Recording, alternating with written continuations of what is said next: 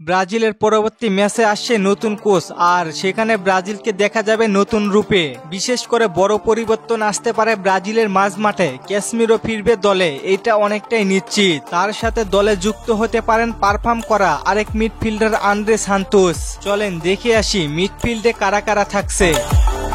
Brazil দলকে নিয়ে অনেকেই মজা হাসি তামাশা করেছেন, তবে এই ব্যথা অনেকটাই নিরাময় হবে এক জায়গায় হাত দিলে, আর সেইটা ব্রাজিলের মাঝমাঠকে যদি শক্তিশালী করতে পারে ব্রাজিল দল, তাহলে যেন ব্রাজিলের অর্ধেক সমস্যার সমাধান হয়ে যাবে। নতুন কোচের প্রথম প্রত্যাশা থাকবে এই মাঝমাঠ। কার্লো আনচেলত্তি কোচ হলে সে তার দলে প্রাধান্য দিবে দলের একসময় সেরা মিডফিল্ডার ক্যাসমিরোকে। এর সাথে ক্যাসমিরো ফর্মও এগিয়ে রাখে তাকে। মূল দলে সুযোগ পাবেন ক্যাসমিরোর বিকল্প হিসেবে থাকবেন অ্যাটালান্টার এডারসন ব্রাজিল দলে হতে পারেন হট ফেভারিট চয়েস, তবে মূল একাদশের চেয়ে বদলি নেমে তাকে ব্যবহারও করতে পারেন কোচ। সেই ক্ষেত্রে ক্যাসমিরোর সাথে থাকতে পারেন ব্রুনো গুইমারেস। পুরাতন কোচ 2-3-1 ফরমেশনের দলকে খেলাতেন। আনচেলত্তি আসলে দেখা যেতে পারে 4-4-2 ফরমেশন বা 4-4-3-3 ফরমেশন।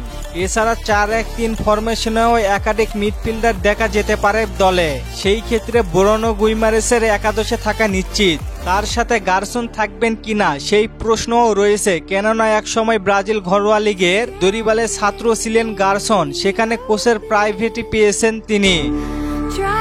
তবে জাতীয় দলে এসে তার পারফরমেন্স খারাপ নয়, কোচ চাইলেও তাকে রাখতে পারেন দলে। সেই ক্ষেত্রে ব্রুনো গুইমারেস, গারসন, ক্যাসমিরো এমনই হবে মাঝমাঠ।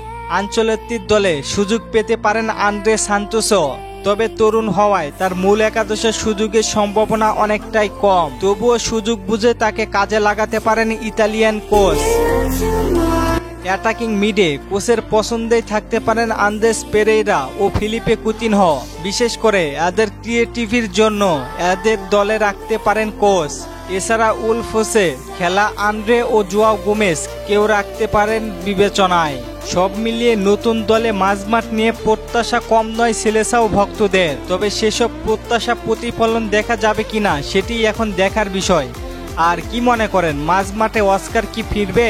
জানিয়ে দিন কমেন্ট করে।